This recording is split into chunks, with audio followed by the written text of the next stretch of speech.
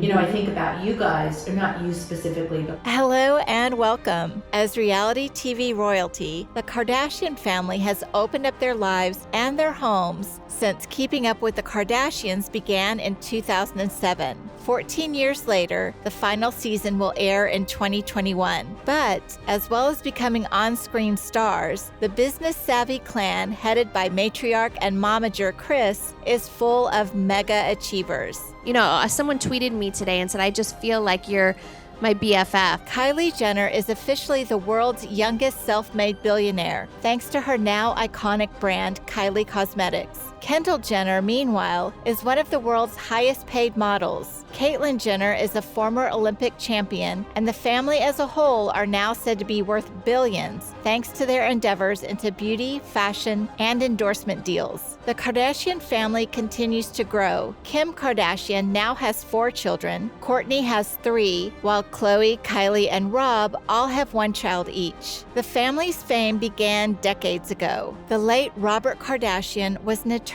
famous for defending OJ Simpson in his 1995 murder trial. Before being put in the spotlight over the OJ Simpson case, Robert Kardashian was married to Kris Kardashian, now Jenner. They had 4 children, Kim, Kourtney, Khloe, and Robert Jr. The couple divorced in 1991. And although Robert Kardashian passed away in 2003, the family's rise to fame seemed to just have started. Happily remarried in 1991, Kris Jenner had 4 children, and so did Bruce Jenner. Bruce had shot to fame as an Olympic athlete, and the couple welcomed together 2 more baby girls, Kendall and Kylie. The second oldest Kardashian sister, Kim, was friends with Paris Hilton and famously dated singer Ray J. Kim began appearing in gossip magazines, and in 2007, the Kardashian Jenners appeared in their own reality series, Keeping Up with the Kardashians. During her marriage to Bruce Jenner, Kris managed the career of all her children, all 6 of them, but her relationship with Bruce ended in December 2014, when the couple officially divorced. Although the Kardashian clan demonstrates a strong work ethic, hard work and perseverance aren't the only things required to achieve immense success and reach the top of your field.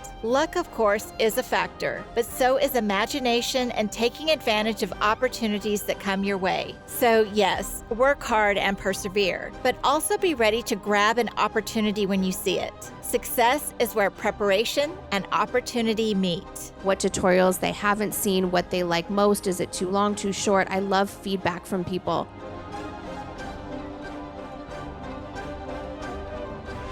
When someone underestimates me, I love to get to know them and have them have one conversation with me to just understand that it's, I think the easiest question to ask is, what does she do? What is your talent? And I jokingly said, actually to my husband the other day, I said, you know what?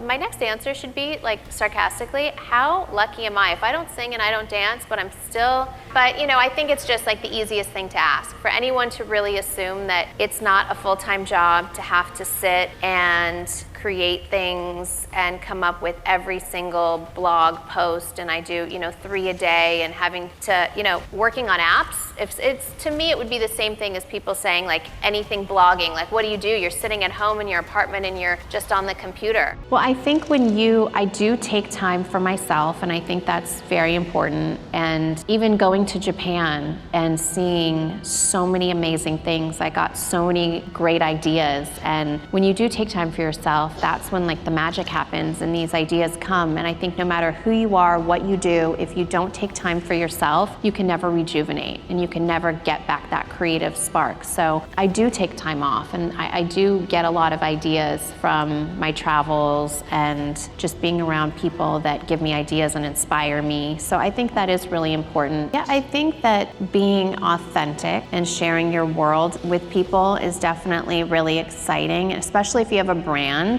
I think what people don't do enough in their brands, I think people love to promote, but for me, I listen a lot. And I love that conversation with the people that I follow, and I really take their advice. It's the most amazing focus group, and I love that on Twitter you can And I think that there's so many times in life that I have taken no for an answer and regretted it later. And I think the older you get and the more experienced you become in life and as a mom or in business or anything that you're doing in your life, you just become more mature. And being a boss, it's more wisdom, but more experience. Because being a boss and being in charge is a very brave thing to do. Like some days I wake up and I think about the meetings I'm going to have or the experience I'm about to have or what I need to do that day. Whether it's firing someone, hiring someone, guiding someone, creating something new. So I think that just doing some of the things that I have to do during the day, I get up in the morning and I think this is going to be a really long ass day. And it's sometimes very scary to just step up and do some of the things that we all do. Like our entire family, we prepare for a very long day. Like I'll get up at 4:30 or 5 in the morning. So I feel like I've done my cardio, I'm prepared, mentally and emotionally and physically to go tackle a day, be informed about what's going on in the world. And I loved just being on the elliptical and watching TV and really just it was working out. And then I realized how good I felt just doing cardio, afterwards, how clear my mind felt. And then by that, I was like, oh, wait. And as a byproduct, I started losing weight, but it wasn't my goal at first. And then I would say after a few months, I was like, I'm going to take this thing seriously. So I got my trainer, Gunnar Peterson, and he's badass. So then I was like, okay, wait, this is really hard and serious, but I took baby steps. So my journey is longer than others, but for me, it's a lifestyle because my whole life I was an emotional eater and I did not have any of this under control. So it was new for me. So I took baby steps in doing that. So I would say towards my divorce era, but it took a minute for me to then be like, okay, I'm going to take this serious. But it's really a show of all different areas. So I think it relates to, hopefully it will help people from all different tragedies or things that have happened to people emotionally. For me, it really was about finding my way and my rhythm. And you can't be on some strict diet to me. I believe I would rather work out an hour and a half, an extra 30 minutes if I want to go out drinking with my girlfriends.